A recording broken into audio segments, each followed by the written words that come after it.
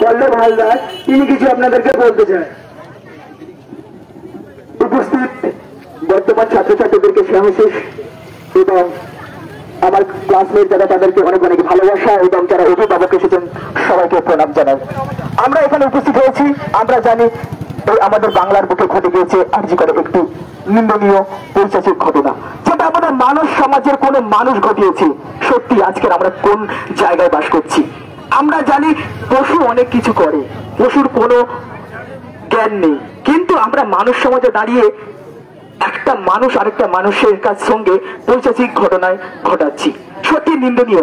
আমরা আমাদের এই বাংলায় নারী শক্তি বলে থাকি, আমরা এখানে ঘটা করে দুর্গা পুজো করি, কালী পুজো করি প্রত্যেকটা সময়, কিন্তু আমরা কি জানি আমরা যে শক্তিকে পুজো করছি সেই শক্তি আমরাই হরণ করছি?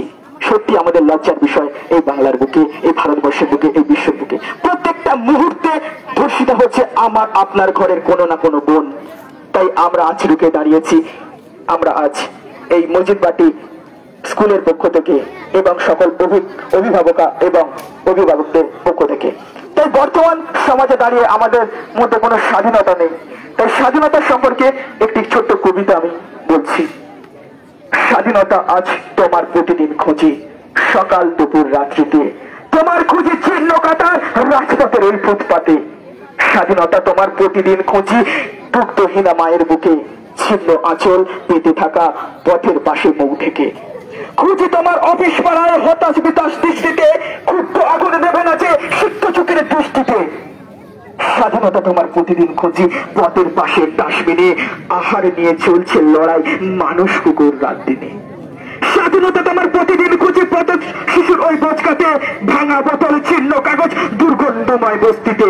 স্বাধীনতা তোমার প্রতিদিন খুঁজি হাসপাতালের হিমঘরে, গাড়ির চাকায় পিষ্ট লাশে পড়ে থাকা বুক ছিঁড়ে। স্বাধীনতা তোমার প্রতিদিন খুঁজি ধর্ষিতাদের অশ্রুতে, কালো পতাকা হাতে মুঠায় ধরা নানান রকম অস্ত্রতে।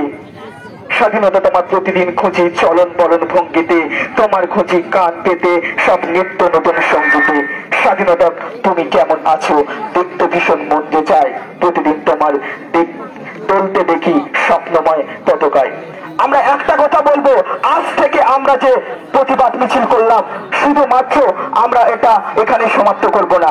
যেমন বাড়ির একটা প্রদীপ জ্বাললে বা একটা লাইট জ্বাললে আমরা প্রত্যেকটা মুহূর্তে তেল দিয়ে সেটাকে জ্বালিয়ে রাখার চেষ্টা করি, আমরা যেন বাংলার বুকে কখনো এই ছাত্র সমাজ না পিছিয়ে পড়ি।